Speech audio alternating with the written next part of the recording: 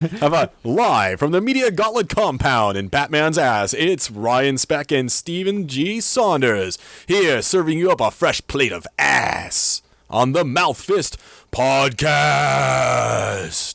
How's that? Yeah, it'll work. Well, you should have led.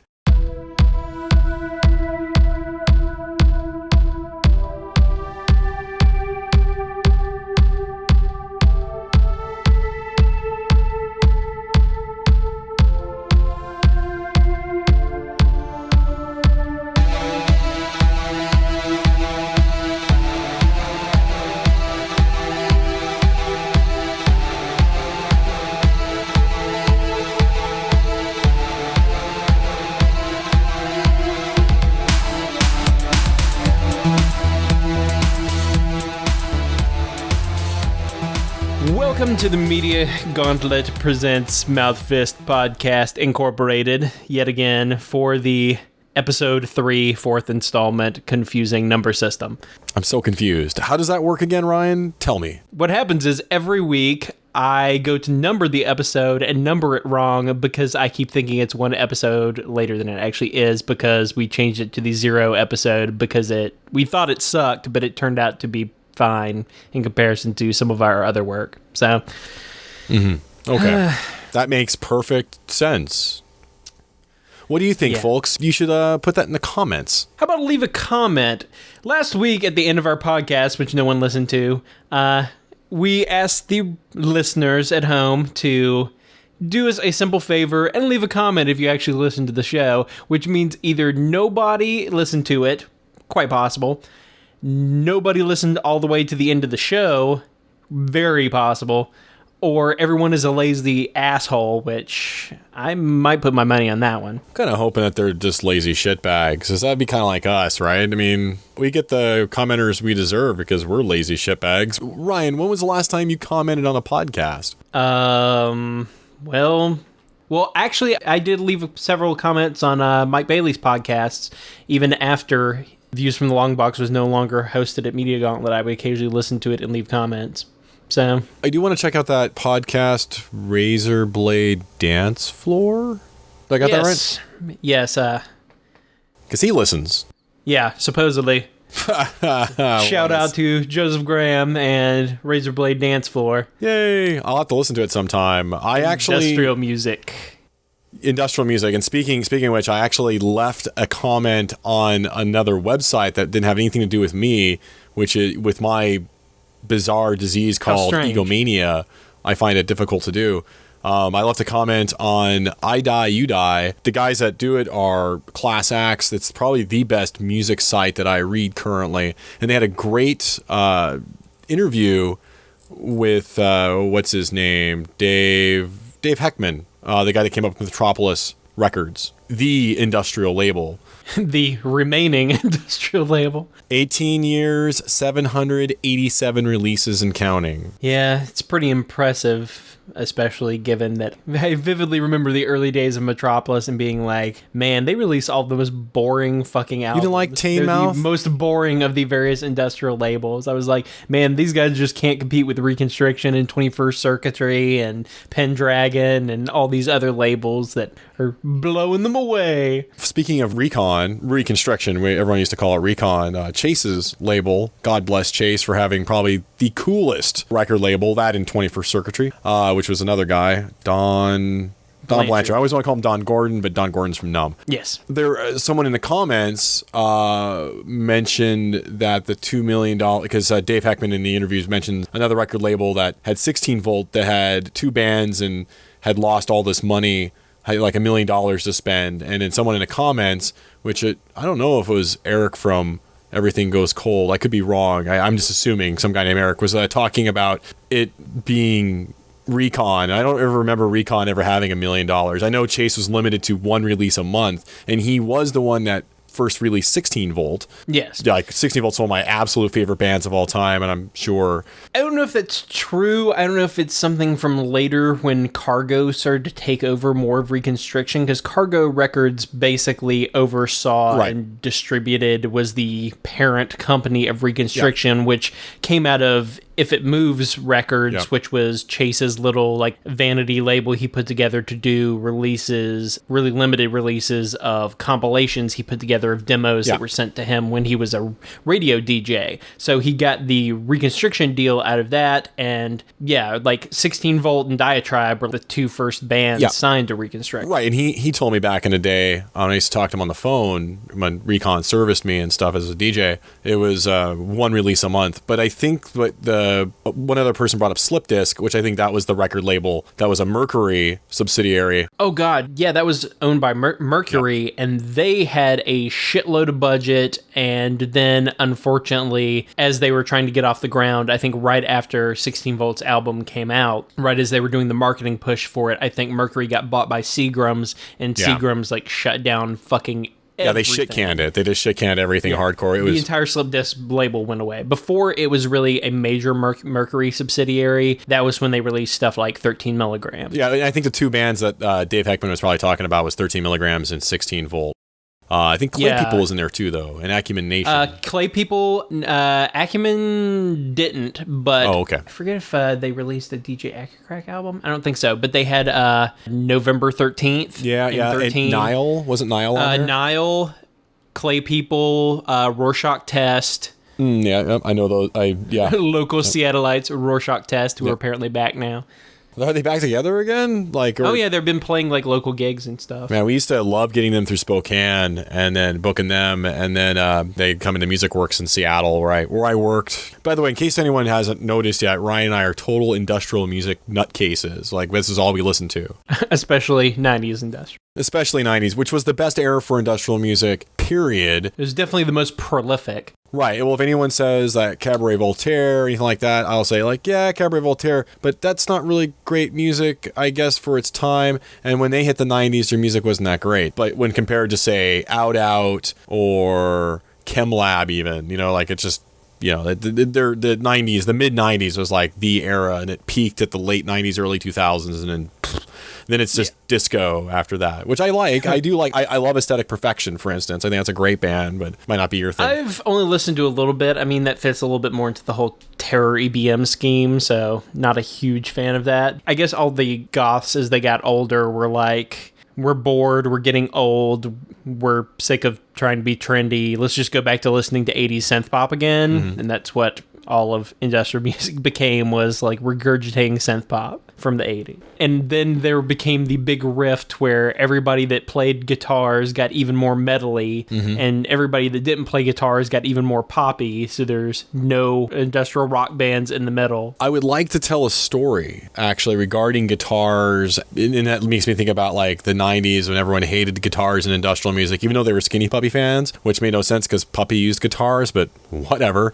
But they didn't like that new Puppy with the guitars. They liked old Puppy without the guitar. You mean the best Skinny Puppy album? Their favorite albums were like Cleansfold, Manipulate. I love that album. It's a great horror soundtrack. It's like their best album is The Process. Like, I don't care what anyone says. I think so. That's their best album. I think so too. And I hated that when it came out on principle. Too Dark Park and The Process are both pretty high up there for me. And I like Rabies. I'll admit it. I liked Rabies a lot. And of course, Rabies is just like so limited in its range. So, and plus that second half of the album gets really boring. Like, True. Especially like fucking Spawn Dirge. It's like, Jesus Christ, stop the CD. And I liked Last Rites for what it was. Like, if you play Godflesh and Last Rites. Yet another album. Like, you listen to like the first 5 songs and you're like, okay, that's it. Yep, done. And it's like, oh yeah, I don't need to go all the way into the second half. No, thank you. Some of the albums that have like the weakest songs overall, I feel I like songs the most on. They'll have like one song that's really great on an album of crap that I don't want to listen to. So, well, I was going to tell you my story really quick, and also for the listeners, a little personal story about industrial music. So about 1994, the long story short is I was wearing a KMFDM shirt in a coffee shop I worked at, and met this girl who happened to be going to Purdue University, and she was on summer break. She was an industrial fan. She introduced me to music like Swamp Terrorist, X Marks the Pedwalk, Chemlab, stuff like that. I'd already seen Chemlab with KMFDM on their Angstfest tour, but more Chemlab. Like, she introduced me to basically this opens whole new world up to me. And then long long story short, I didn't know she had a boyfriend, and boy, that made things weird when he showed up to visit her unexpectedly, and then I had to hang out with him. So anyway, there I am in this van this guy's driving, and you may know him. It was Chris Christian, the guy. He was known as Jester. He did Sonic Boom. He did a record label that had like biotech on it. It was out of Portland.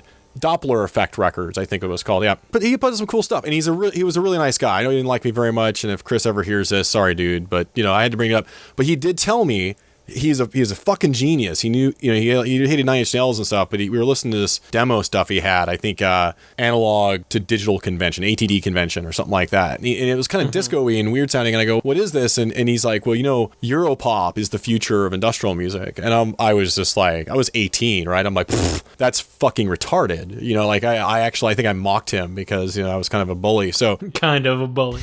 Yeah, kind of. I was kind of a dick. And also, he ruined my really cool summer romance relationship, but it wasn't his fault because he didn't know his girlfriend was dicking around on him. So anyway, point is, he told me this, and so thus, he is correct. Europop became the future of industrial music. Who knew when you were listening to like Eiffel 65 back in the late 90s that was the future of industrial music? We were talking a lot about industrial music, I guess. Yeah. But I don't know how coherent my story was, but it was interesting. For me, anyway. I don't know if it was interesting for anybody else, but there you go.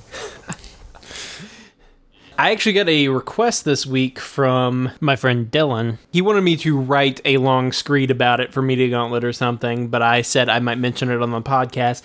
He made me listen to a bunch of Angel Spit. How was it? I've listened to Angel Spit, so I'm curious what you think. Fucking terrible. Yeah? It's fucking god-awful bad. And it's strangely popular for being so fucking terrible bad. Well, I mean, to be fair, like, to the listeners, Ryan and I don't always agree on music. For instance, Leather Strip. I love Leather Strip. You hate them. I don't hate. It's just I have no interest in. Like, I mean, I would go as far as saying I think old Leather Strip, like Penetrate the Satanic Citizen compilation, Leather Strip sucks. Like fucking Japanese Bodies. Yeah. Jesus the live version of Japanese Bodies is much better than, and of course the new he redid his all material. Yeah. I've listened to some of it's the Retention series. Like Retention number 1 had Pleasure of Penetration. And then the second one had Science for the Satanic Citizen. Yeah, I've kind of listened to some of his remixes of those, and it was definitely much more interesting, the re-recorded versions he did, because, I mean, obviously, the fact that it was fucking 1990 when those came out, it contributed a lot to them being not particularly interesting. One disc is the original album remastered and everything, and then the second disc is a redos of the old songs. I was just going to say, though, I rip everything to my computer now, or I buy the MP3s, so I never see the album names anymore, so I just see song titles. Yeah. But back to what you're saying, Angel Spit. Angel Spit, yeah, he was kind of ranting about Angel Spit, and I had a couple albums downloaded to like see what the hell they sounded like and listen. I didn't really go about listening to them, but I went to YouTube real quick and started looking up some videos and listening to some stuff, and I was like, these guys fucking suck balls. This is fucking terrible.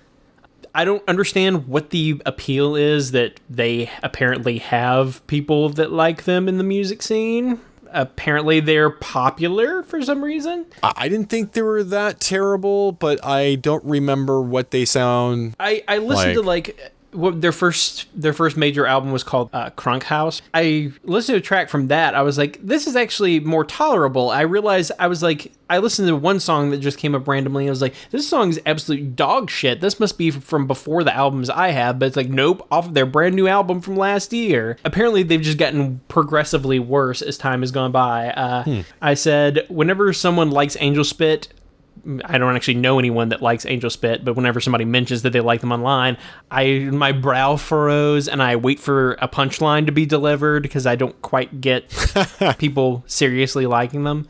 I mean, it's not the worst fucking thing I've ever heard. I mean, the Blessed Virgin Larry was fucking worse, or Hell on Earth. But apparently he was stuck in a car listening to Angel Spit nonstop for hours, so... But I also said that, like, somehow they've had 5 fucking albums of that shit. It was kind of infuriating, and I also said I would encourage people to pirate their music, because giving money to them would be giving money to people that would give PCP to toddlers.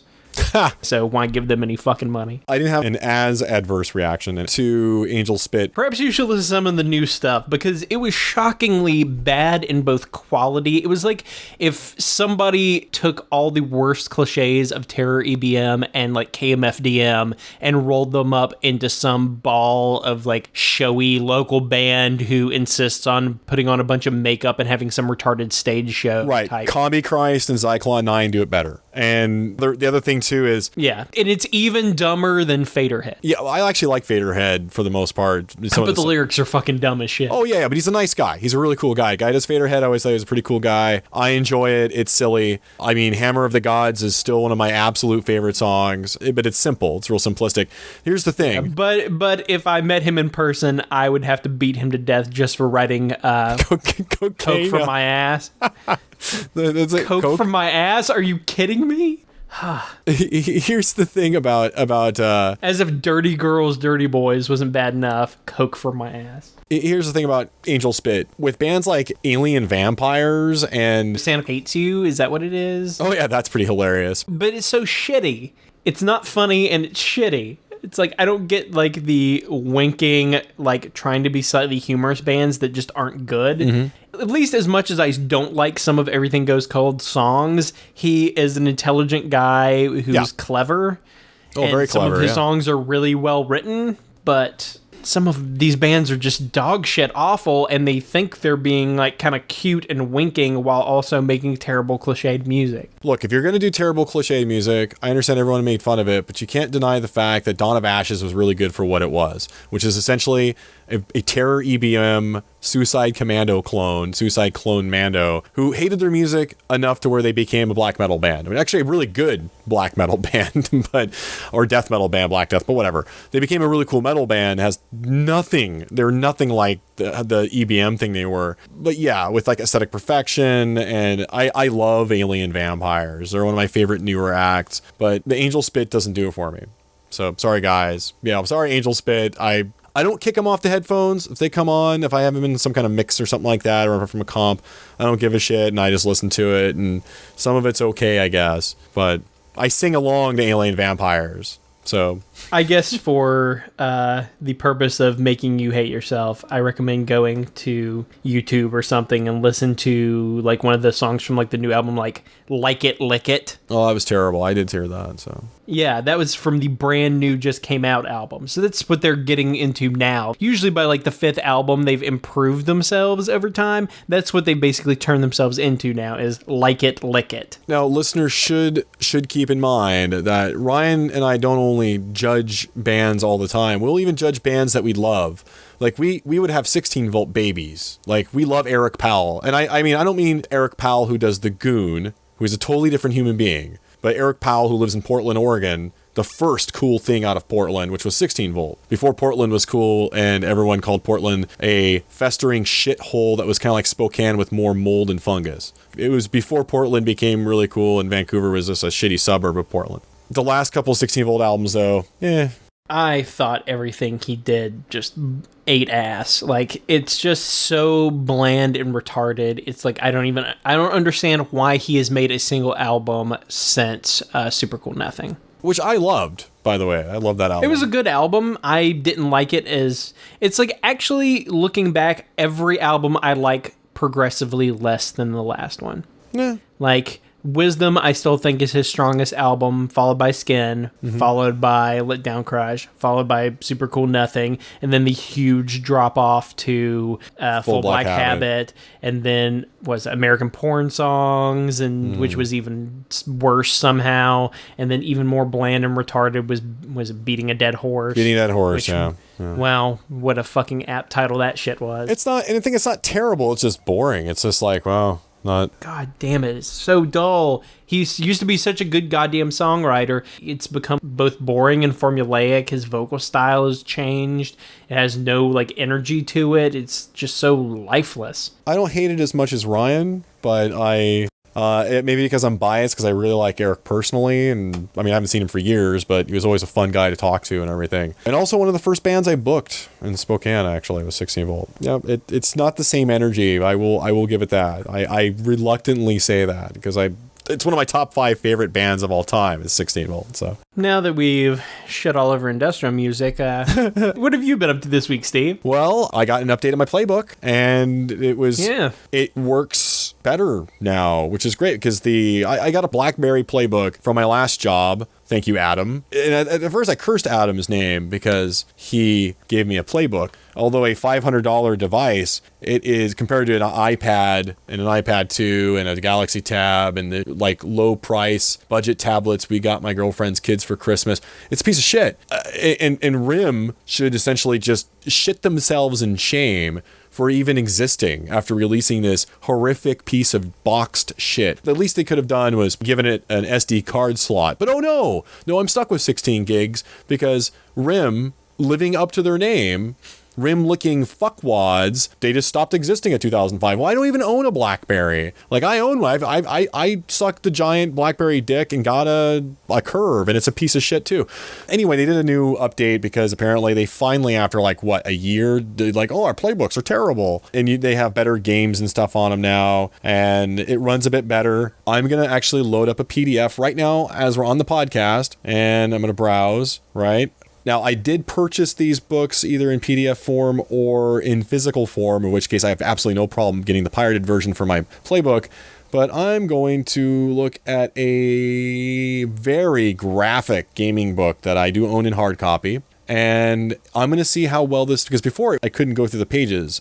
Still problem. Yeah, it still takes a minute to load each page. To be fair, it does that on my desktop computer with PDFs. I don't have that problem with PDFs on my computer. Big, really, really high resolution scans of things like Warhammer 40K books. The thing is, the really cheap Lepan tablets that my girlfriend's kids have, they run PDFs just fine. But on the upside, they offered a free game, which is I downloaded from the app place. It's called Modern Combat 2 Black Pegasus or something. And then I also found another fun free game called Legends of Yore, which is an 8-bit version roguelike. And I don't want to explain what a roguelike is. Just look up roguelike. Yeah, it'll be in the show notes. Yeah, it'll be in the show notes. The epic show notes that I spend more time on than editing now. That's true. It's true. Because I'm sure I will have a link to an explanation of every word we say in this podcast. Exactly. You don't know what a podcast is? Well, I have a link to the Wikipedia article on podcasts. Pretty much. Overall, playbook, should you get one? If you see it for $150, totally. But if you see it for $400 or $500, punch the retailer in the asshole and tell them that they need to die in a fire. But it's working better. It is working better, it seems. Who knows? It's not that bad, but it's okay. Have you tried out any of the new Android? No, I haven't tried that out yet. Stuff. So it's apparently the thing will now run Android applications on your BlackBerry through their BlackBerry OS. So any listeners out there with a playbook, seeing as we have 0 listeners, that would be 0 of you. Yeah. Check for updates. Speaking of listeners and stuff like that, well, I guess we should also see what you've been doing this last week, and then we can get to some of the stuff that people are asking us to talk about, which oh God, it's a whole bit, which has become a giant Facebook thread. You fucking people on Facebook. I know. You assholes. I know. Cunt eyes. All of them. So what I've been up to this week, well, about a week ago, I guess, I got in my Western Digital WD Live hub. The WD-TV series of little boxes to connect to your TV set are pretty interesting. Usually they're little USB hubs, basically, that give you a menu. This one has a built-in 1 terabyte drive. So I've been loading shit on there and watching movies. So I've been rewatching a lot of movies. Rewatched some stuff like Babylon AD, which was probably not as good as it was before. The more I watch it, the less I like it. I like it the first 2 times I've seen it, and I stopped there because I knew that with the ending. Did you watch the theatrical cut or the both. Unrated cut? Because the unrated cut kind of excises the entire ending. Yeah. It removes the shot of the kids, and it removes, wasn't there a car chase at the end for no apparent reason? Yeah. Completely cut. Yeah. I noticed that the last time I watched it, I kind of forgot that was in there because mainly I remember seeing it from the theater. But I watched that. I watched a few other movies. Over the past day, I've been rewatching season 3 of Venture Brothers for the first time since it was on TV. Yay. And about to start season 4. I love Venture It's been Brothers. a long time since I watched those episodes, and I forgot how fucking good they are. Yep. Venture Brothers actually is one of the inspirations behind a project I'm working on right now. Season 3 was fucking 2008. You know? And they did season 4, and now we're still waiting on season 5, and it's now 2012. They take like 2 years per season, and then the last season was split into 2 halves that they showed somewhere between like 6 and 9 months apart. That's because they did Venture Brothers to get other work, probably, and now they're doing all that other work. No, I think it's because it takes so goddamn long since they're still using conventional animation. Oh, wow. They have to write the script, send them off to like Korea. They're animated, they're sent back. They have to do editing and stuff. And why is it always things. Korea? Like, isn't there animating studios in the States? Is like no. Albania? Everything is still done in Korea. Like probably because it's cheaper. Huh. I mean, it's cheaper, and they have the industry. Because how many fucking animators are there left in the United States? True. It's like, I'm gonna grow up and be an animator, just like my father and grandfather. You know, like it's like there's still an industry for it because there's still conventional animation done fairly often in Asia, whereas in the U.S., other than like a couple fucking TV shows like The Simpsons and Futurama, who send their shit out to Korea to get done, there isn't a lot of animation left. So, right. Okay. So everything is farmed out to Korea, apparently. I'm sure there's still some in probably other parts of Asia, but Korea seems to do it for America. Oh, well, there's India for our Dragonlance fans. Yeah. For people who remember Dragonlance, India also handled some things if you want them done badly. Oh, God. Anything else before I mainly just been watching endless movies and having a strange swelling of my eye for some unknown reason. So that's been awesome. Mystery ailments and watching movies. Maybe you got something in there, or maybe it's just the eyelid. My eye is perfectly fine. It's just the eyelid is all puffy. And you might have a sty or something. That's what I thought. I mean, I'll have to wait and see. Tune in next week to see what happened to my eye, listeners. Meanwhile, Steve, podcast I have been MD. also listening to the Idle Thumbs podcasts from like 2008, just because apparently they were throwing a big Kickstarter that made a shitload of money, and I'm like, who the fuck are these guys? To bring back the Idle Thumbs podcast. And apparently they were big enough to, the last podcast they did was like a special live thing at PAX a couple years ago. I was like, who are these fucking assholes? So I started listening to it. It's kind of interesting in that I'm listening to basically 3 guys sitting around a microphone, just like talking and not editing out anything. And I'm like, seriously, they're not going to edit out just this gibbering fucking bullshit nonsense?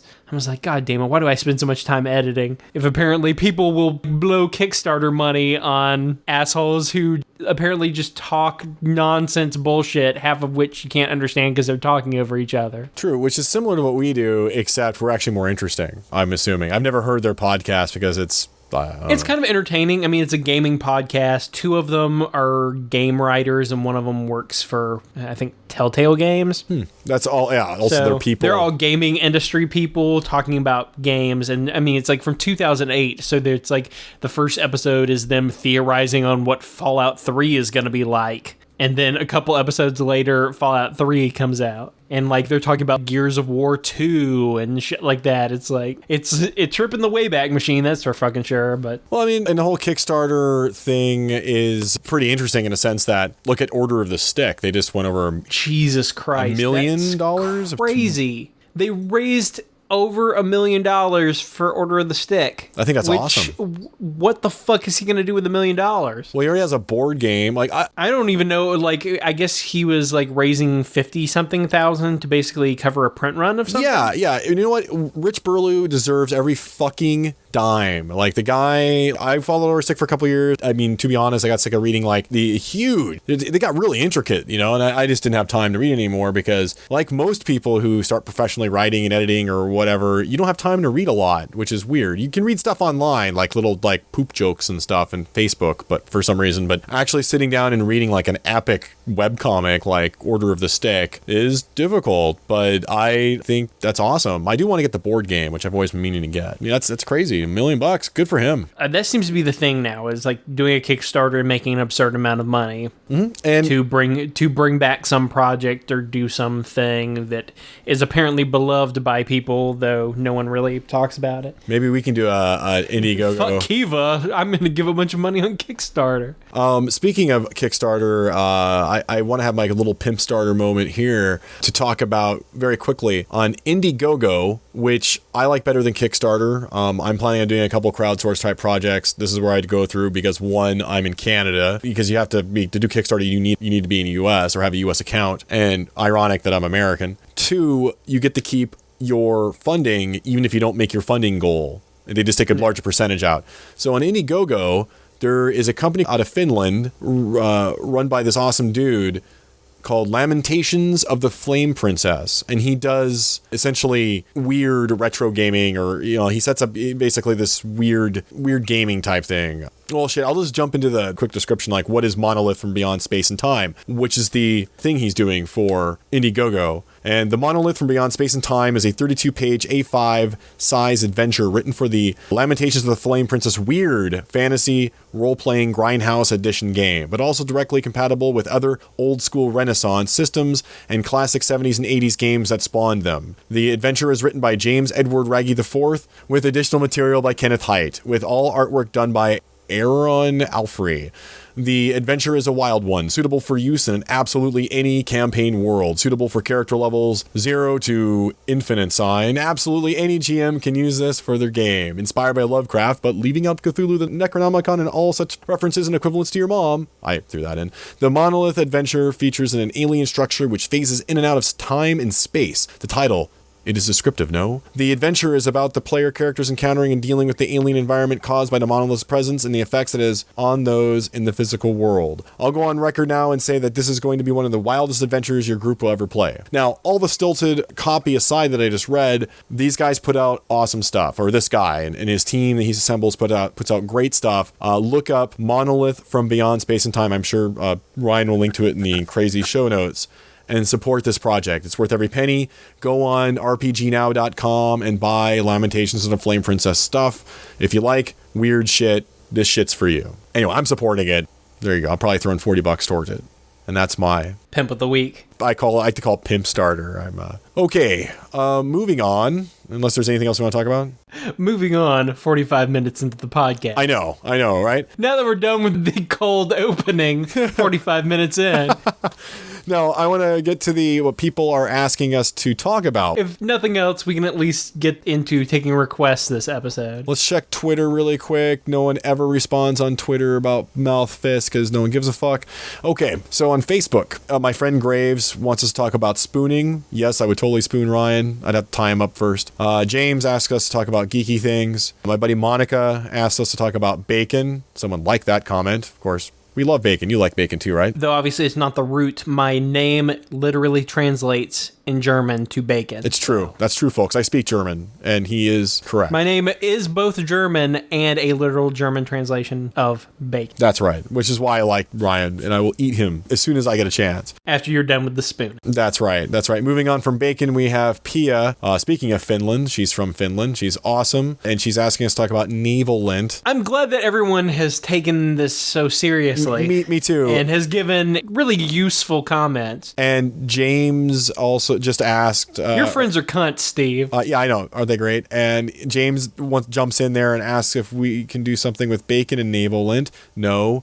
No. Jeff, I'm not combining them. My friend Jeff talks about Santorum's fascination with gay sex. Huh? Oh, Santorum's fascination. I thought you said fast nation. I was very confused for a second. Santorum's fascination of gay sex. That's what he calls America. And guess Santorum has a fascination with gay sex? Huge fascination because I think he's a Catholic and he's an exceptionally devout Catholic who doesn't believe in contraception. And he makes a huge deal about contraception and gays. So he follows along that very hardline, old school, dogmatic Catholicism where gays and contraception are the evils we got to worry about in the world, not child buggery. And not to get all political for a second, but Ryan and I, just so listeners know, we're not really conservative or liberal. I guess we're kind of socially liberal just as a default because... As is often pointed out by social scientists, anybody who's fairly well educated is going to be fairly socially liberal. That's true. And actually wanting to be a quote unquote arch conservative or someone, or actually call yourself right wing or left wing makes you, now listen closely folks, put the earphones a little bit closer to your ears, a fucking idiot. Seriously. This is coming from a guy who's educated. You're a fucking idiot. So if you like, I'm left wing, or you're like, I'm right wing and I support right wing values, then you're a fucking Nazi. So, I mean, seriously, not that God win it or anything, but you're a fucking Nazi and you might as well just go fuck kids. So you're a piece of shit and you should kill yourself. Fortunately, most people who call themselves conservatives aren't really right wing assholes. They call themselves that because they are just contrarian douchebags who want to be different. Oh, everyone's going to be socialist. I'm going to be a Nazi, you know, that kind of thing. So there's always skinheads, right? So anyway, I don't think I could have saved that. No. I just insulted all of them. I do have some friends who are conservatives and they are nice people. I've got no problem with that. Insult anybody you like. Oh, okay, good. Well, I'm going to insult anybody anyway. Moving on. Sorry, Jeff, if that's not, what I get. I'll take care of it. Right. One of us is going to insult you. And of course, Pia jumps in back in with gay eels and pumpkin. Gay eels. And pumpkin plasma. I think she's just typing random shit at this point.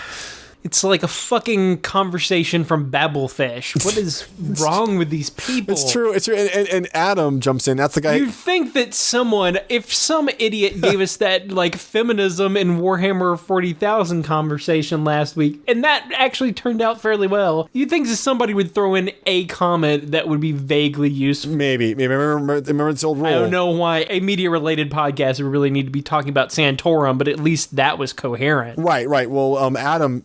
the old boss that gave me the playbook and the guy that runs the Uninvited magazine, which I edited for a while, is he asks, where do I get a Kubrick screenplay for AI?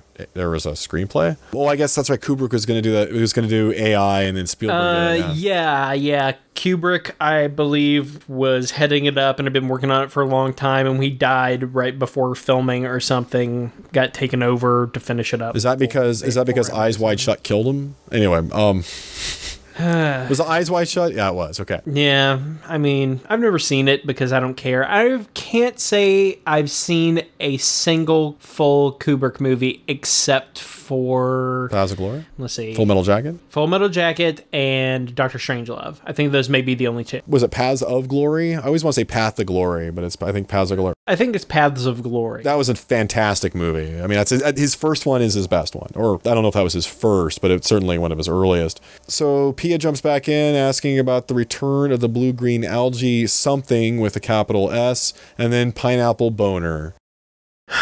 Goddamn fucking assholes. And my friend Ben Trafford asks, why the backlash against Manic Pixie Dream Girl characters? Manic Pixie Dream Girl characters. Please because fill they're me in. Fucking annoying. What are Manic Pixie Dream Girl characters? Why have I missed Manic Pixie Dream Girl characters is the name that's been come up with for the dreamy, wide-eyed Amelie type girls who seem to exist in their own world, and some guy usually follows around some idiot fucking girl. Manic Pixie Dream Girl is a stock character in films. Film critic Nathan Rabin, who coined the term after seeing Kirsten Dunst in Elizabethtown, describes the MPDG as that bubbly, shallow, cinematic creature that exists solely in the fevered imaginations of sensitive writer-directors to teach broodingly soulful young men to embrace life and its infinite mysteries and adventures. Oh, okay. So they mention, as far as examples, Natalie Portman's character in Garden State, Cade Hudson's character in Almost Famous, basically every Zooey Deschanel character ever. No, I liked the girl from what was it, Hot Tub Time Machine. Not only is she, I dare say it, wackalicious hot, but man, like that girl is just, well, she's hot. And that's, if that was Manic Pixie Dream Girls, I would totally, That's Lizzie Kaplan. Yeah, Lizzie Kaplan's fucking awesome. I'll have her babies. Lizzie Kaplan. She was in Cloverfield. Yes. You may remember her from Cloverfield. I love Cloverfield. That was what was it? The first season of True Blood? Yeah. She played. She's Jason's crazy fucking girlfriend. That on V. Yeah. She's. I mean, I absolutely love her. I guess she was also in Party Down that people like, but I never watched it because I don't care. Apparently, she's been going out with Matthew Perry since 2006. So, fucking good on you, Matthew Perry. Not only do I like Matthew Perry, like his sense of humor, like the fact that he is a kind of dark, evil bastard at heart. Apparently, he's also fucking Lizzie Kaplan, so... Good on him, man. Best of luck to you, Matthew Perry. High five, Matthew Perry. I'm sorry that Mr. Sunshine got canceled because I enjoyed that show. Yeah, I was about to mention that. That was a great show. It was very, like, Better Off Ted. Yeah, which, of course, we both loved. Yeah. Better Off Ted's one of the best TV shows to come on in the last 15 years, so that show, very much. Keep it up, Matthew Perry. Yeah, and Matthew Perry, you're welcome on the show anytime. Lizzie Kaplan probably thinks we're too creepy, so I'm thinking. Moving on, my buddy Rob is talking about baptizing, I guess baptizing dead Mormons as gay online. I'm only moderately aware of that. And then he mentions Hero Lab, which is very like something he was going to write for deceptively large amounts of money. What Hero Lab is he talking about? I don't know. It just says Hero Lab. See, this is the problem with taking online questions. Is it a heroic Labrador Retriever? Hero Lab, character creation software. Oh, okay. Yeah, that. Okay, I know what Hero Lab is. Apparently, it seems to be some sort of character creation software that's multi-platform, and apparently, at very least, covers Pathfinder, Shadowrun 3.5, 4th edition, D20, Savage Worlds, Call of Cthulhu, World of Darkness, Mutants and Masterminds, etc. I do like character creators as being a GM because it makes it easy, but... Of course, the fact that I don't actually play games, as I've talked about previously, that I read but don't actually play. I am still stuck back in the days that you had to go to a supermarket or convenience store and make photocopies from the back of the fucking like rule book, and then like fill out photocopies while sitting around your living room watching TV. And still, when I go to make a character, I will print out or copy a character sheet. It's the best way. And then fill it out. I can't imagine using online, or not even online, but a program to make characters unless it was going to print out super nice sheets for you too. But Rob, I'll tell you what, I'll see about getting Hero Lab, or maybe if someone can convince them to give me a copy, I'll definitely cover it on the show. And one more from my friend Brendan, new Batman movie. He also asked the best board games that can play it in an hour or two. And the new video game written by R.A. Salvatore, Kingdoms of Amalur: The Reckoning. You know, like my girlfriend and I were just looking at that game, and we were talking about picking it up. So, yeah, I've been watching some of Total Biscuit's gameplay videos from when he did a live stream the first day it came out. It looks okay. It looks all right. I mean, it's basically kind of like a combination of like an Elder Scroll game, because actually, I think one of the people that was a lead designer on it or something is Ken Ralston, who worked on several of the Elder Scrolls games, I think most prominently Morrowind, but a lot of people may remember him from the olden days of RPGs. He used to work for West End Games, I believe, wrote quite a bit on Paranoia. I think he may have written one of the Paranoia novels I have. Sorry, I mean, I love West End Games. Hey, Ken Ralston, I'm a fan. But he's involved with it, but otherwise it looks like kind of an Elder Scrolls meets Fable thing. Apparently it's very just kind of like button mashy, like walk around, kill a bunch of shit. And apparently it's a little bit on the easy side too. So it looks kind of interesting, but at the same time, it also looks a little blah. I noticed it in EB Games in the mall the other day with Nicole, and we were like, other than the fact that like I don't know what the hell I'm doing in EB Games, I basically order everything online. Yeah, the new Batman movie. Yeah. Am I the only one that was Dark Knight Rises? Am I the only one that thought that The Dark Knight was not as great as everyone thought it was? And I'm not trying to be contrarian. Yeah. I'm not trying to be a dick. I mean, I enjoyed it. I thought Heath Ledger did a fantastic job, absolutely fantastic job, and deserved all the accolades he got. And it's too bad he died, but it's also really too bad that he would have never gotten all those accolades if he hadn't died. We would have just said he was badass. But, you know, anyway, the movie should have ended when Harvey Dent realized he's two-faced. They should just ended the film then. Not saying I could have done it better, but, you know. I think initially I saw it, and I think a lot of the love is based on how much Christopher Nolan's direction really kind of like captures your interest, and you're watching it and enjoying it. And then after you get out of the theater and you walk to your car and shit, that's when all the thoughts started hitting me of, wait, this didn't make any goddamn sense. Yeah. The plot was completely incoherent. Oh, like just Star Trek. like Batman Begins. The plot made no fucking sense. I like Batman Begins better. I believe if anybody listened to back in the olden days, the Views from the Long Box podcast featuring me as a guest star. I believe he had to split it into 2 parts, and the episode was called Fuck Brian Michael Bendis. Because I believe I said that about 8 times during the course of the episode. Oh, Bendis is a cool guy. Come on. But fuck that guy. Oh, his ideas are stupid. I don't like most comic writers because they write comics, and comics are kind of shitty. I'm a comic writing is a field full of shitty writers. People writing completely incoherent, implausible horseshit and passing it off to people who are completely willing to buy it. Hey, comic fans, that's for you. Listenership shooting into the toilet. You're a dick. Oh, yeah. That's okay though. I say that as somebody who spent years reading comics. Mm-hmm. As a comic writer, I won't comment. As somebody who I like writing comics, but I only do it because I'm too lazy to write a novel. So really, comic writers, we're lazy. Yeah.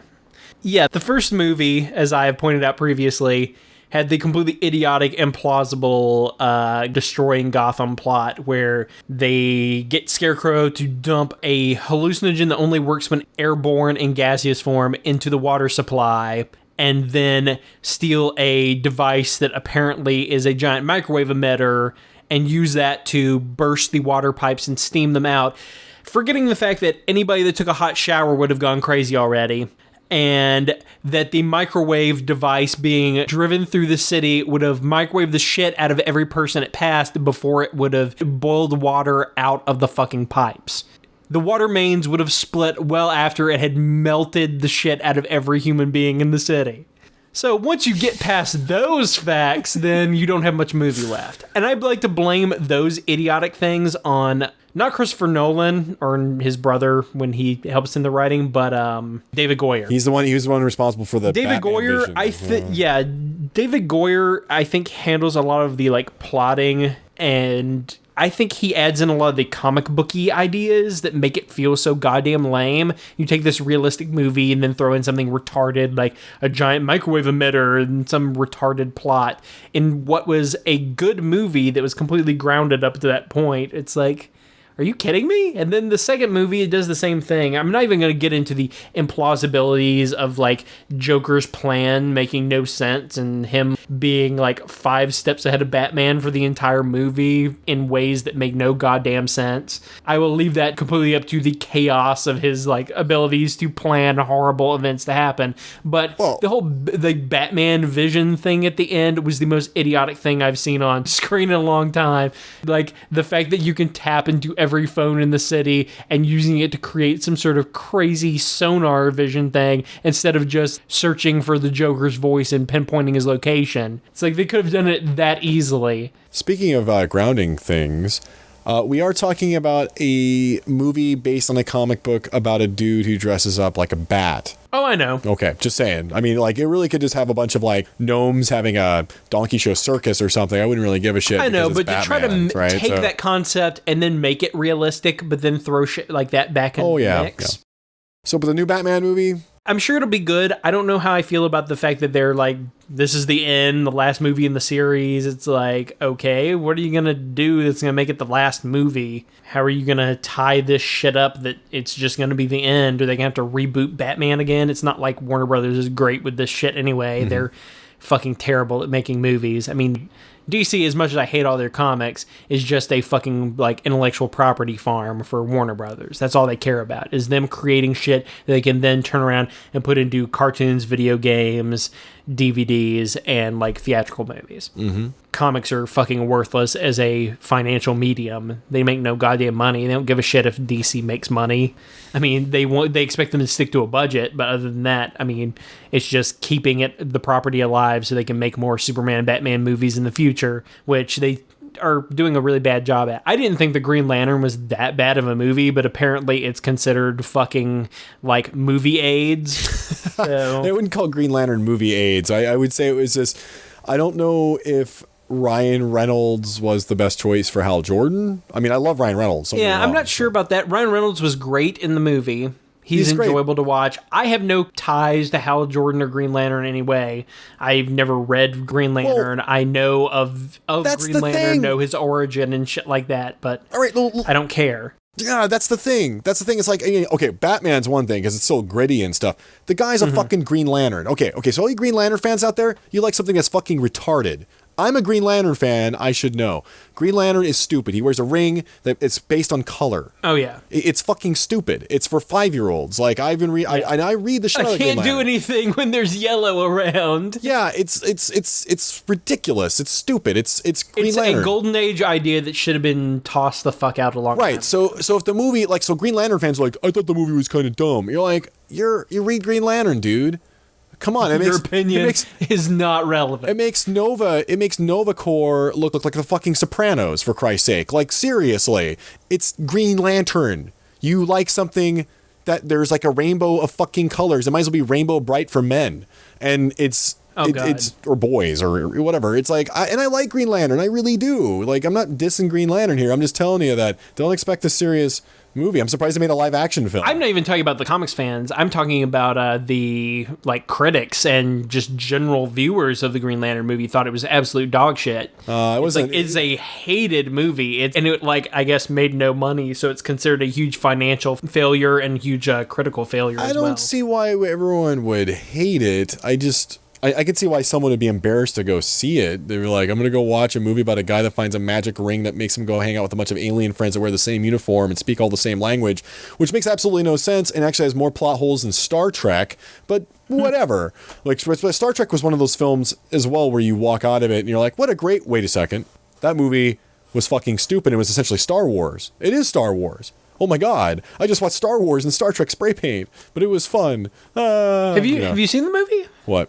Green Lantern. Oh yeah, I watched it. At my buddy Mike's place. So what did you actually think of the film itself? Did you think it handled it pretty well? I think it's a fun movie that is pretty shitty. I mean, it went by all the typical cliches of superhero movies. It looked great. It was acted okay. Hey, it wasn't Spider-Man 3.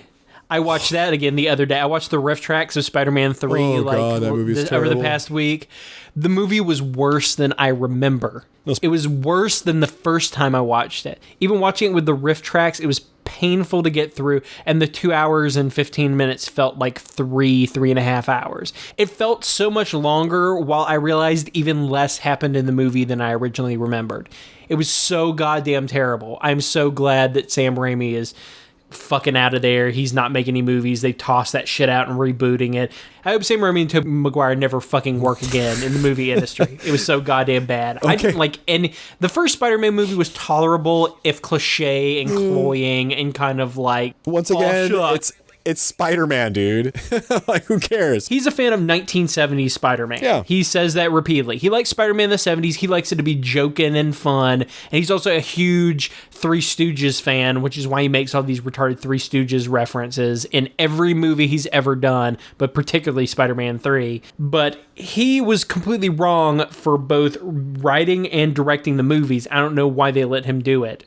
I guess they had no faith that Spider-Man was going to be a big success. They made it and made a lot of money, so they just let him keep doing it. But I like how film companies are like, I don't think Spider-Man will be successful. He's only one of the most popular comic book characters who's ever lived, or ever existed.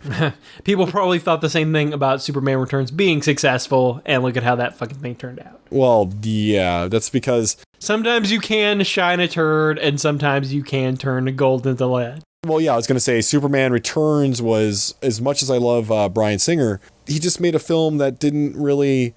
It had nothing to do with Superman, nothing happened. Yeah, and it was Superman, Weekend Dad. I hate Superman, but even I'm like, it wasn't true to the spirit of Superman, so it was like, wow, yeah. I want to watch a Superman movie. But so back to Green Lantern. I like Green Lantern enough. Like, I'd buy it for $5, you know, and it was entertaining. It was a decent movie. I don't think it deserves all the shit of people saying it's like a fucking F-grade movie or something. It's not terrible. It's not a fucking Twilight film, for Christ's sake. Or what's that new movie, Act of Valor? Like real Navy SEALs doing real Navy SEAL shit. And here, watch a real life I love that. Game. Like, because there's nothing I want to see in a fucking movie more than a bunch of military people not acting.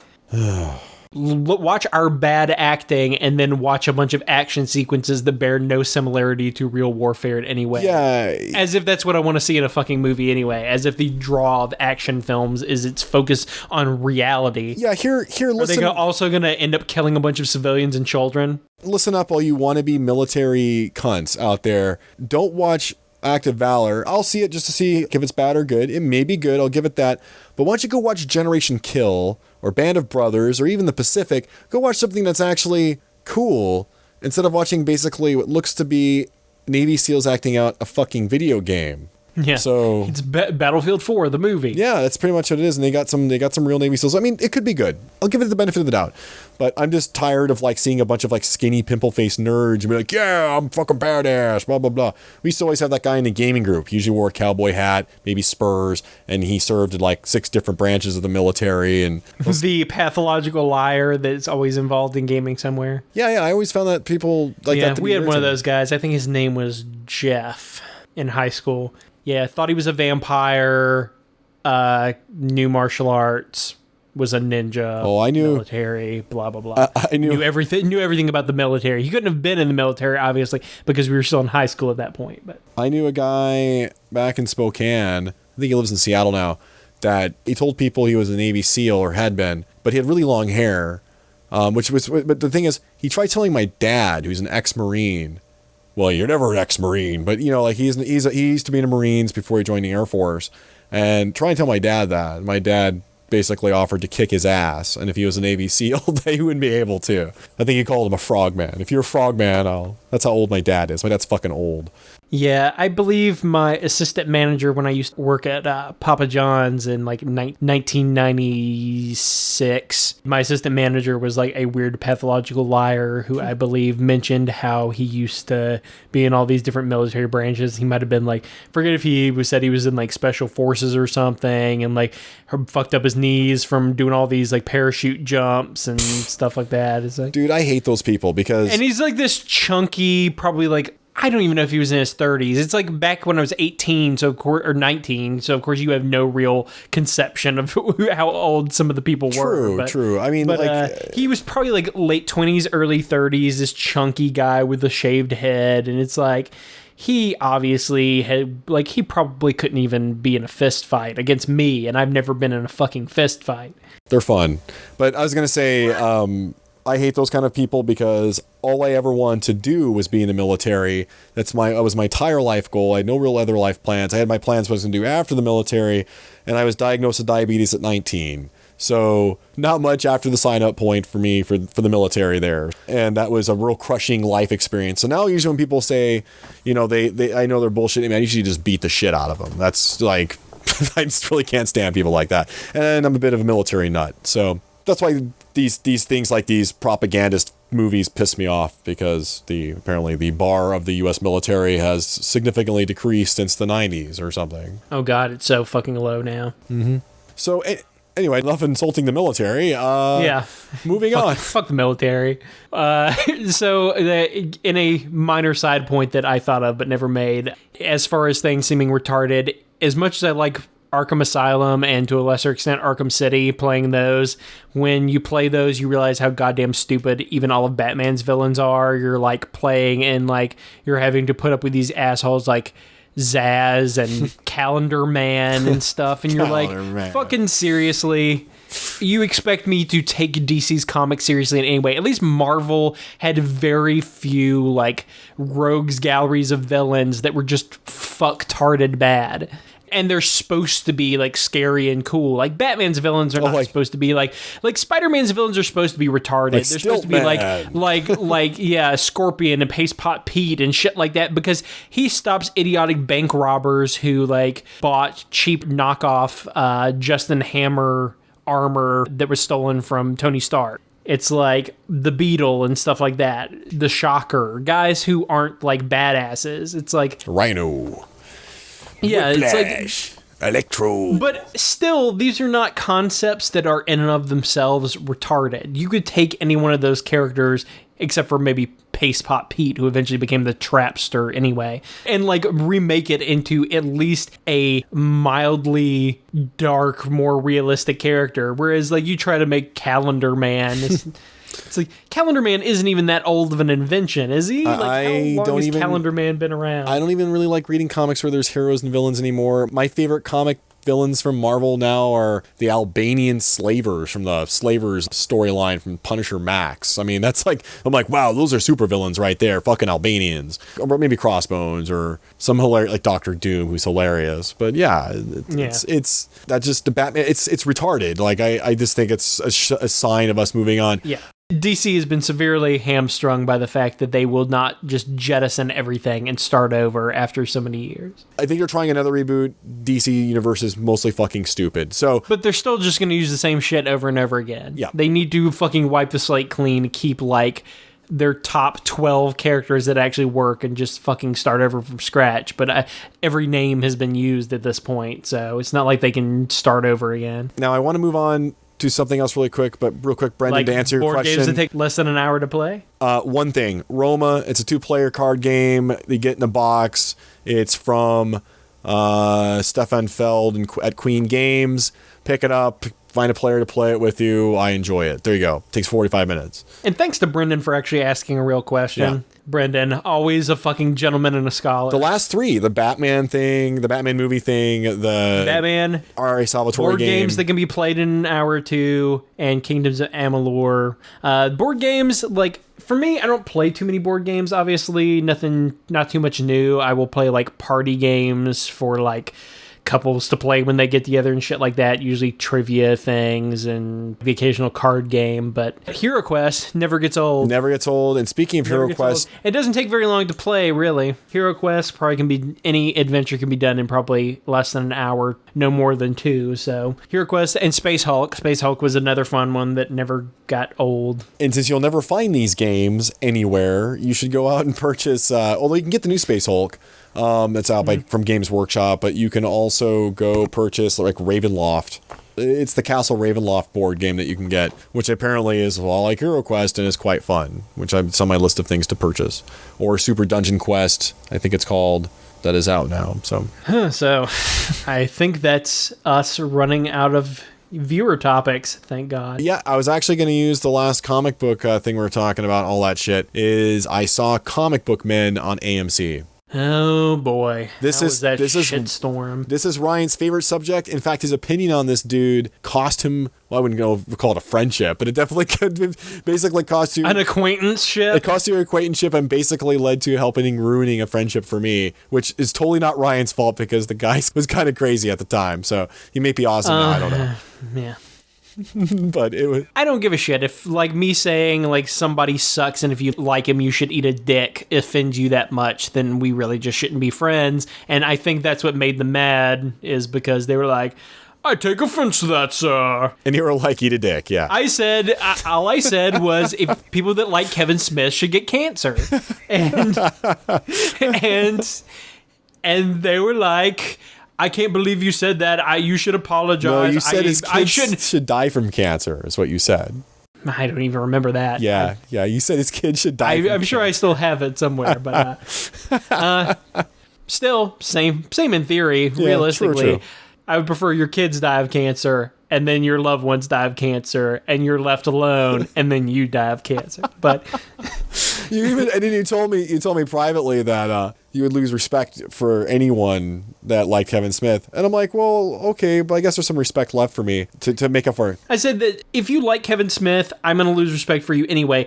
It's already factored into the person. If I've already met you and I know you, finding out you like Kevin Smith is probably not going to move the bar too much because I've already said it. I know what you're like. It's like, It's not going to shock me. But if somebody I don't know says they're a big Kevin Smith fan, I'm going to be like, oh, they suck. Obviously, I don't need to know them because they're a piece of shit. Right, if they identify with it. So that all said... But that said, it didn't really affect my opinion of them at all because I already knew they kind of sucked and they were kind of crazy. But they were like, you should apologize. I can't believe I'm friends with you. And I'm like, well, then maybe we should part ways. It's fine. That's cool. If you take offense to it, I'm sorry. And maybe we should just shouldn't be friends anymore. Which made them even more mad because I guess they expected me to like backpedal and kiss their ass. So...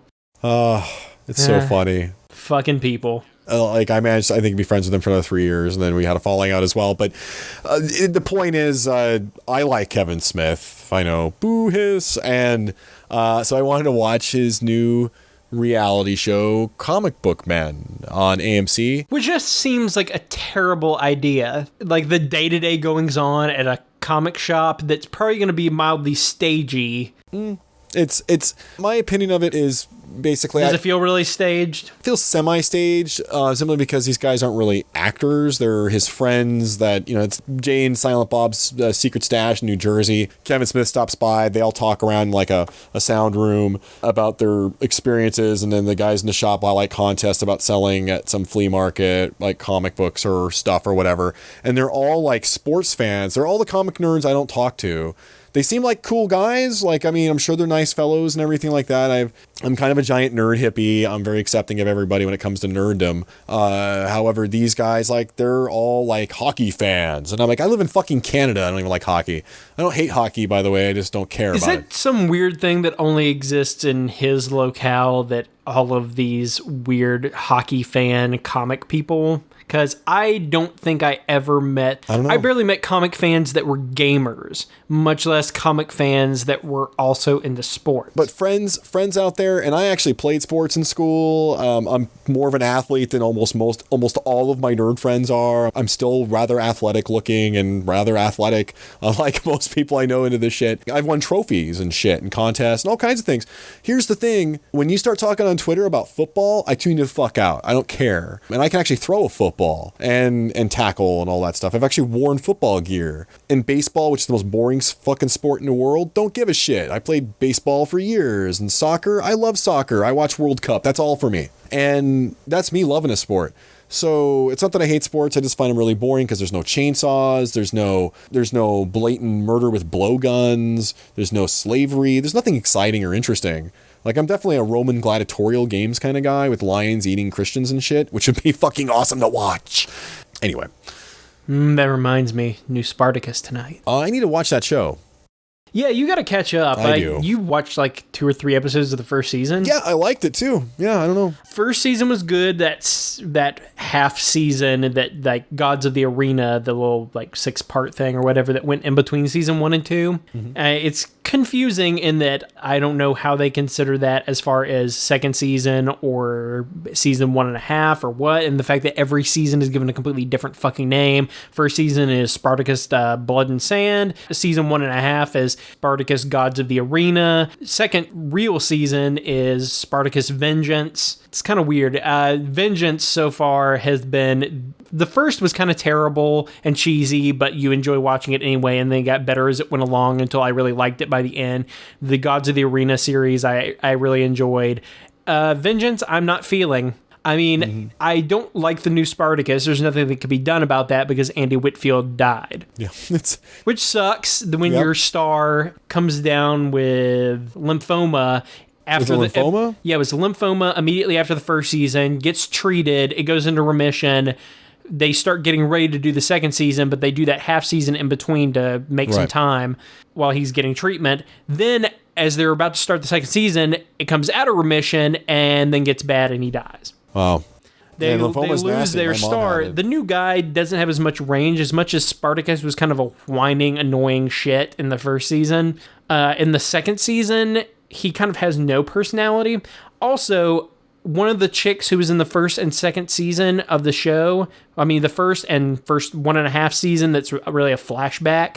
She was in both of those seasons, but then she decided not to come back for the second season for whatever reason. So it just annoys me to no end that they've got somebody else playing her, and it just doesn't feel right either. So it's like throwing me off that they've got these new actors, and the plot seems to be moving like really slowly and boringly in the second season. So.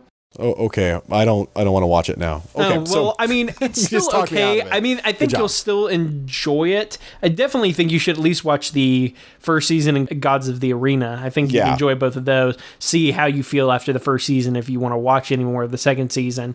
I mean, they really could have ended it right there and it would have been okay. I mean, the first season ends with them getting their freedom in the beginning of the rebellion, basically, so...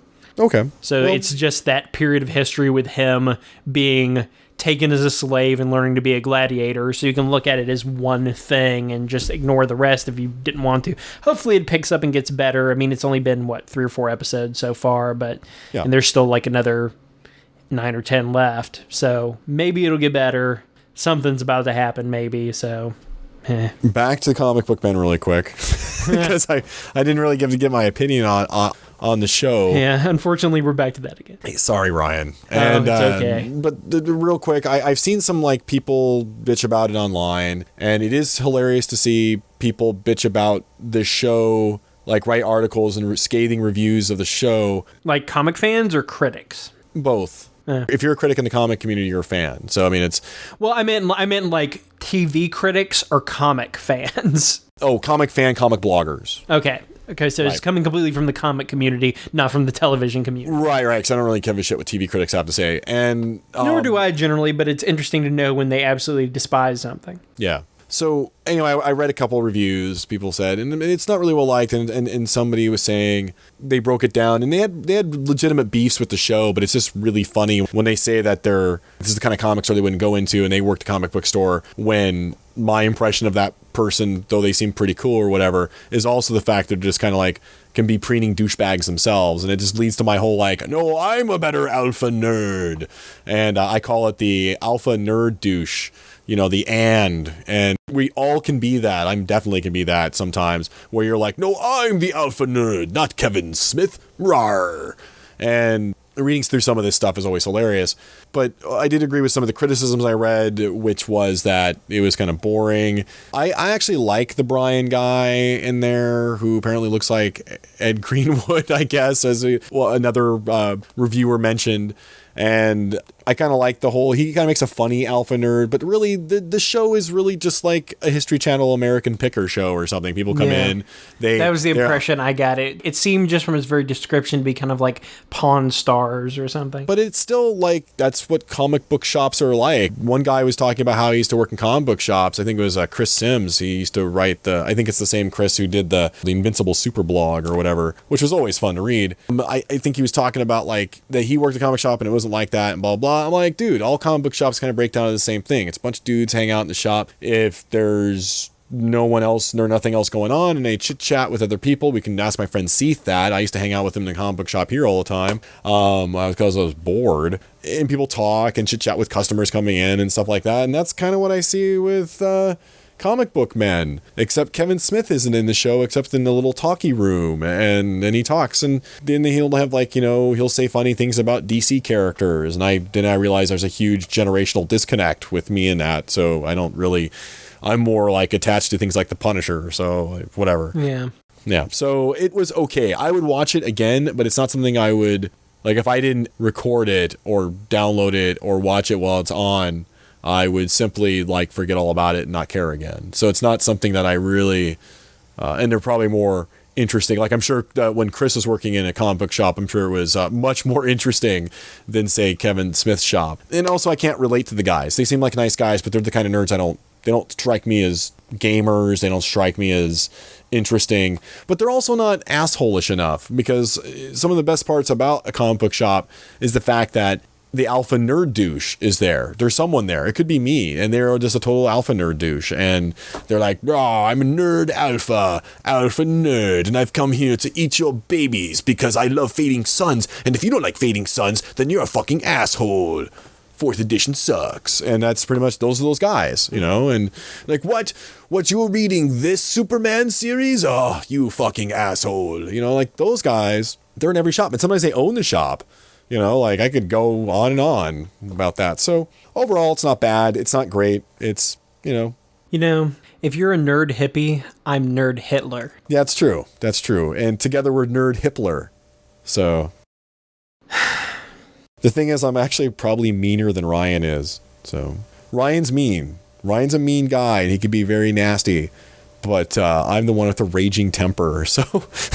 You have the temper, but I actually mean almost everything I say and am thinking it constantly about everyone. Ryan and I are totally nihilist bros, though. We're both very nihilistic and fatalistic in our views. I am a little bit more give people the benefit of the doubt, talk to people, be all huggy and stuff and I like more that. doubt the benefit of people. Right. And Ryan will just basically say fuck you when he meets you or whatever and doesn't like you and say things that will horribly offend you and not give a shit. Whereas I'll be friendly and stuff like that. And as soon as you piss me off, you don't want to go on a long walk in the forest with me because I probably brought a shovel.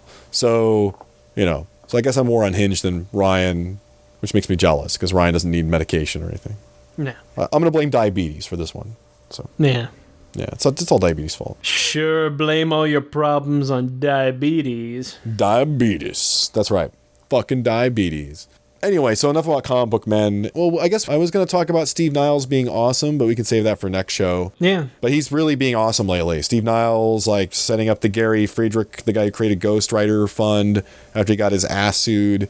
Yeah, I don't really know. I get that a lot of people are super angry about that, but I don't really get the big deal. I can understand, aside from the fact that they may choose never to collect on his debt, like as has been pointed out by, was it Jim Shooter, that they may decide never to call that in. Yeah, didn't we already talk about this? You mentioned it on Facebook, but we never talked about it. The Jim Shooter article, I think, covered it pretty well. I think Jim Shooter was on the right side of that one, that neither Marvel nor him is the bad guy. Marvel is protecting its shit, and now they've got Disney's lawyers peeking over their shoulder.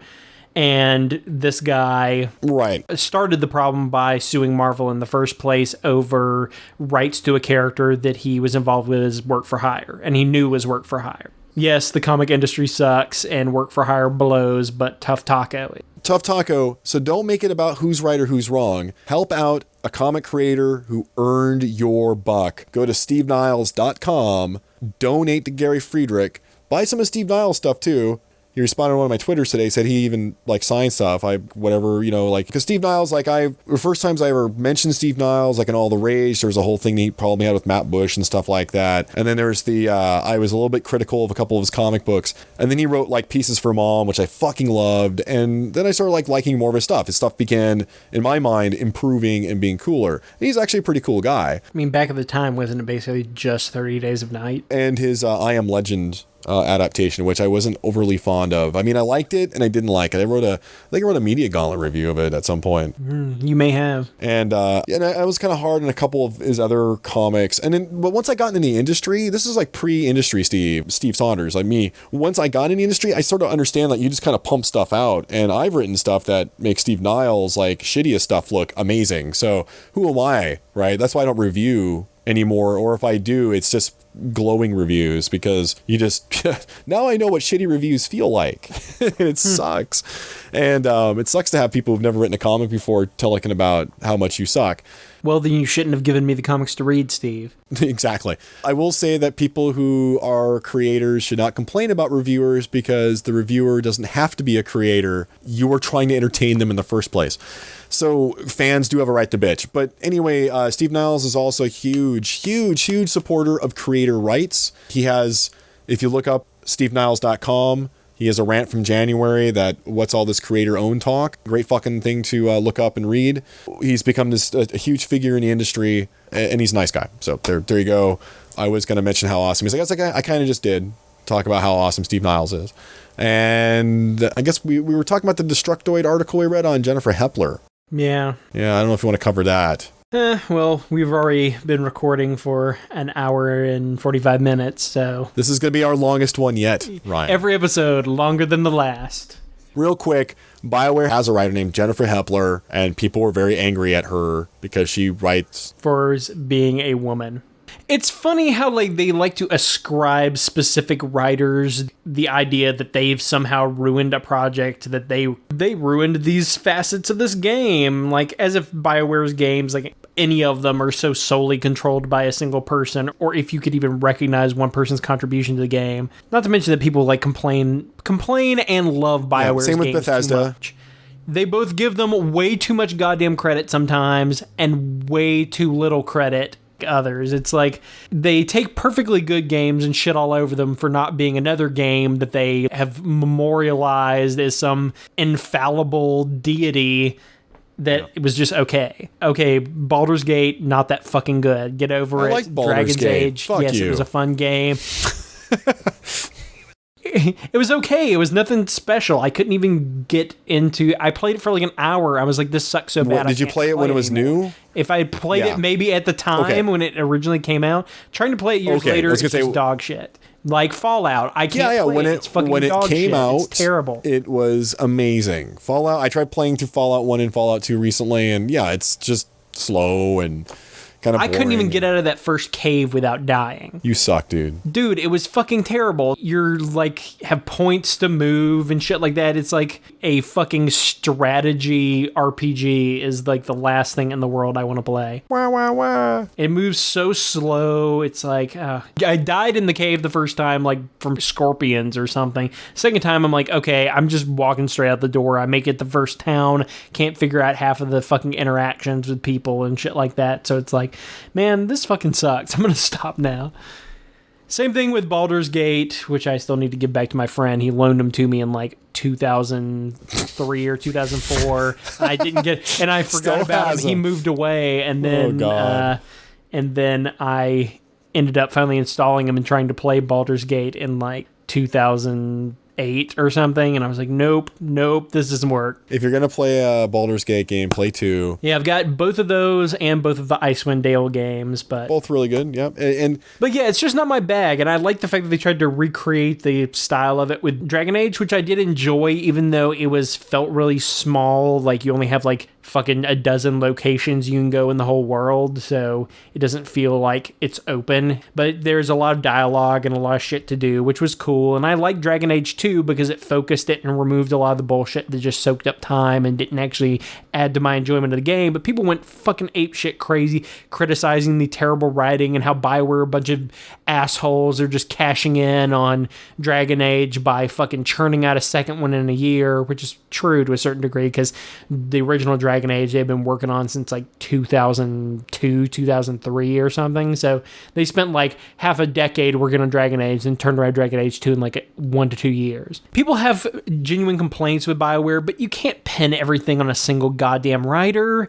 You can't say like some woman ruined the story by being a fucking woman, and then I expect people to be a bunch of fucking like troll douchebags that just like once they find out somebody is responsible for something, they just attack them in the most brutal, shitty way possible. And the fact that she's a woman, they're going to attack her gender because it's easy and because she's going to be sensitive about it, and it's going to be the thing that is going to be the most troll worthy. They can say anything they fucking want to her, but the fact that they brought up her gender means that everybody goes ape shit about it, and they've more successfully trolled everyone by calling her a cunt. Well, not just that, but she also said that you're just jealous of me because not only do I have a job in the video game industry, but I'm a woman. No, I have a job in the video game industry and a vagina, neither of which you can get. Yep, thank you for the direct quote. That was from memory because it was a good line, because that was a good comeback. And she's got a point. People are jealous of her job in the video game industry, but here's the other thing. She violated a tenet of basically being a fucking known writer. You just eat it. You're just like, done. You might make a snarky comment here and there. I mean, to a certain degree, she's a video game like dialogue writer. She's not like a writer. And a pretty good one, too. She's somebody who works behind the scenes on video games, probably does maybe a couple of interviews for like internal videos, or does like some talking to people at like conventions, but she's not usually called out online for writing because she's probably part of a team of like a dozen people responsible for writing. They have like multiple people working on writing. You can't have one person handle all the writing for a video game that's full of dialogue. Yeah, so I was going to say really quick, though, I just checked something out, and this, like, everything we're talking about this now is irrelevant because this has been talked to death on the internet, but something's interesting is I went to the Twitter of one of the guys that was calling her names and shit like that, and the article, I guess, got this guy really called out by some creepy person. I did a screenshot, and someone's like, well, gives his name, you're getting popular. Maybe you'll get a birthday card the 21st of the month he's born in. How is location where he is? And then he starts threatening his kids and stuff. I went through something similar privately on All the Rage when I was writing it, and I actually got to call the guy up at home and you know, give him all his information and scare the shit out of him and get an apology. which, I guess it was the blubbering apology was what he was giving me. I won't say how I track this dude down, but it is pretty hilarious. Internet detective work isn't really hard. I mean, it's pretty easy to find details on most people if you do a little looking at what they've done. A lot of people use the same usernames on everything on the internet, so it's easier to track down shit they've said and done. Well, let's just say this. Even if you post from coffee shops and shit, you can still be tracked down by tech idiots like me, because it might not be me who's tracking you down. Just keep that in mind. But the thing is, this guy is, he said a horrible shit and he was a troll, but then saying like, well, stay safe, man, Annabella is a cute kid. When you bring someone's fucking kids into it, that shit's on. I will fly to your home, wherever you are, and beat your fucking ass with a lead pipe until you're nearly dead. And I'm not going to kill you because I don't feel like going to prison for the rest of my life, but I'll do 5 or 10 years just to fuck your ass up. You don't bring my kids into it. That's actually it's unlikely I'd actually do any time, because I'd probably show up in a ski mask and no one would know it was me, and you'd be too afraid to actually call the police. So don't bring their fucking kids into it. You don't bring their spouses into it, and you leave it at that. I don't know. Do you agree with that? I think even if someone's being a troll, as long as they keep the trolling, the name calling and shit, you don't bring their fucking family into it. What do you think? Yeah, probably not, but I mean, it's all talk on the internet, so... True, I doubt the guy's going to do Hopefully, anything. it just ends up with his kids getting cancer, and then his loved ones getting cancer, and then him getting cancer. Apparently, cancer is the ultimate equalizer for Ryan. And I will say, though, don't be a douchebag. I'm not going to defend people who threaten somebody's family over something so stupid, or even just say those kind of things. But maybe you should also just go and be a fucking troll. You should expect the consequences, not have your family, like, for myself, even though a lot of people felt I was a douchebag for certain things I've said, I've never said anything that would deserve being threatened. But if you're going to be a troll, expect to be troll. Exactly. I've never been a troll. I just simply, Threats on the internet are a common form of trolling. So, I mean, if you're going to be on the internet, if you're going to say shitty things to people you don't know and draw a lot of attention to yourself, then don't leave a lot of identifying information. It's basically not a warning that somebody's going to do anything to their family. It's very unlikely that anything is going to happen because somebody on the internet threatens you. True. But it's just showing you that just because you can talk shit to people doesn't mean that nobody knows who the fuck you are. Yeah, no, that's true. That's true. That's why I'm very open with my... Unless it's that case where somebody defriended a girl on Facebook and then her brother and father killed the person for defriending their daughter / I never, sister. Wow. Oh. Put a link to that up on my Facebook a while back. Oh, wow. That's really fucking... Wow. Well, human race should be annihilated. So, I believe I included some sort of joke about poking to go along with it. Is there anything else we want to talk about? Well, we've spent almost 2 hours recording now. Oh, dear. Which will probably be carved down to a concise hour and 45 minutes. Woo! So, this will undoubtedly be our longest, stupidest podcast yet. We dare anybody who's listened to the whole goddamn thing to leave a comment. Holy shit. I don't mean on somebody's Facebook. Leave a goddamn comment on Media Gauntlet, you fucktards. Yeah, seriously. We know you're there. We see the traffic. Well, Ryan sees the traffic and he tells me about it. And people keep saying they're listening. Either all of you are fucking liars. Which is a huge possibility. They're like, oh yeah, I've been listening to the podcast. It's really good. It's good. You're doing good work. We could be doing a podcast about how to molest children, and they'd be like, oh yeah, that podcast you're doing is good stuff. Yeah, I've been listening. Yep, that's true. Yeah, keep it up. I would listen to it, but I don't want to, so I'm going to tell you it's good anyway. Leave a comment. We don't believe you. Stop butt hurting our egos, man. What is this, like ego prison? We are ego prison cellmates? What the fuck, man? I'm not your ego prison bitch. It's not even an ego issue. I don't care if anybody's listening to me. It's just because I put the goddamn player to try to appease everyone, the fact that I've made it where people don't have to just download it means I can't tell if anybody's listening to it at all. I want to know if anybody's listening or not, just to know if there's any interaction that should be taking place, if this is just entirely our personal vanity that we're talking into the ether and it's just fun conversations for us. It's like, I'm just interested in knowing what I'm doing this for, if I need to be aiming it towards an audience or if I'm just aiming this just at our own personal bullshit enjoyment. Ryan does do a lot of work on this. He does way less work than way more Yeah, way more Your work mainly consists of talking for an hour and a half, and then me having to edit it down. Yeah, pretty much. And like Ryan does the editing, he does all the show notes. I mean, I guess you could say I help with the promotion of it, but it really. I usually spend probably about 6 hours of actual work after the show is done in the post-production process. I think I've got it down to about 4 hours of editing per episode now. Probably another hour to go through and listen to the entire show and do, well, probably more than an hour actually. If our shows are an hour and 15 minutes, then that means I'm doing a lot of pausing and making sure I type down everything and add in links. So I'm probably spending anywhere from an hour and a half to 2 hours working on show notes. And then, like, doing the feed, which setting it up was a pain in the ass. But, I mean, now it's pretty simple. Not that anybody's using the feed other than me, so. I doubt that any other podcast has as detailed show notes than the MouthFist show notes. I know, it's gotten way out of hand. Yeah. The fact that it's OCD, like, it becomes kind of an addiction. You start by, like, the first one was just going to give a few details of what kind of things you're going to hear in the podcast and maybe a few links to things you might not know about or specifics. And the second one was like, okay, I start doing more stuff. I start going over all the references we're making. As we're talking about a bunch of role-playing games. Who the fuck knows every role-playing game that we're talking about other than us? Helpful. But as I'm going along and I'm listing out every detail, then you start putting down every single fucking actor and, like, movie. You sort of get focused on the typing and lose all focus on where to draw the goddamn line. So hopefully somebody's finding all of these links helpful in some way, assuming it doesn't fuck them up. It seems like it keeps wanting to compile multiple lines into the same link. I had to go back through like a day or two later last week and fix the show notes because there was about 5 or 6 links that were linked to the thing above it as opposed to what they were supposed to be linked to. Of course, no one noticed or left a comment to let us know. Yeah, thanks for that. Douchebags. Fortunately, I pay more attention to my own podcast than anybody else does. I don't even listen to it. Ryan's got to remind me. Yeah, you don't even listen to the podcast after they're finished. And I end up listening to them 6 to 8 times each. You poor bastard.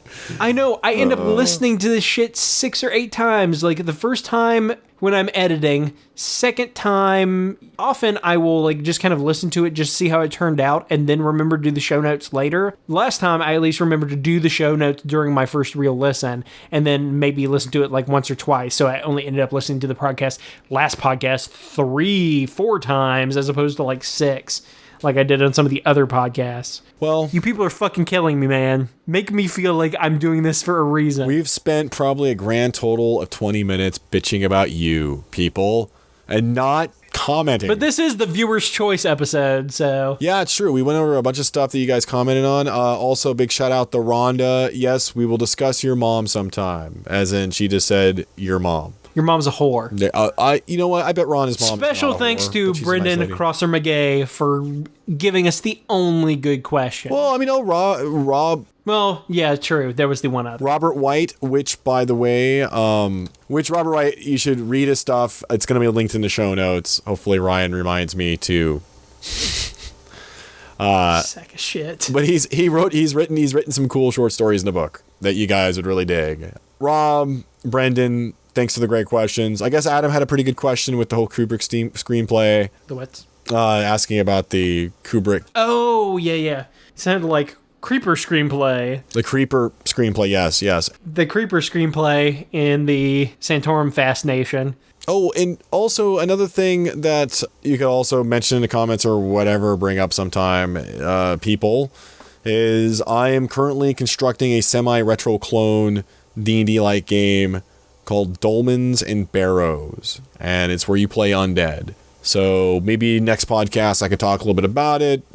Me and Ryan can shoot the shit on it a little bit, see what he thinks. And maybe someday Hellraiser podcast. We're supposed to talk about Hellraiser next time, because we didn't talk about Hellraiser this time, did we? We were supposed to talk about Hellraiser this time, but we put it off because, well, our opening went for 40 fucking minutes, so... Maybe we'll get together early next week, or editing, or maybe this weekend you and I can actually do a podcast specifically talking about Hellraiser. Let's just do a Hellraiser podcast about Hellraiser. We'll even tweet it to Clive Barker and see if he actually listens to it, because that would be hilarious if he did. Talk shit about Clive Barker, and then I'm going to be kind of negative about Clive Barker, so I don't know how much he'll like that, but... I like Clive Barker, but, He seems like a nice guy and all. I just think he does his comics are shit. So did he write them? Oh God, the new one? Well, yeah, he's got a writer credit on the new series. It's written by Clive Barker with other people. He's at least plotting it. The new Hellraiser comic is written by Clive Barker and Christopher Monfort. Oh, okay. Yeah, so a lot of them is Clive Barker and this Christopher Monfort guy, but it's got different writers coming in. So the only consistent person is Clive Barker writing and overseeing the comic, and it's just dog shit awful. But I'll get into all the reasons why and spoil that for you later. Yeah, let's save that. We should just do a Hellraiser specific podcast. Oh, it will be. And we'll just have to have no opening because we ramble too much to have any kind of opening. It's true. It's true. We're pushing 2 hours. We were looking for content. Now we're just like non-stop fucking talking. 2 hours of this shit. We should 2 hours. We should wrap it up then. Let's just wrap it up like last words, Mr. Speck. Oh, fuck you people and fuck this podcast.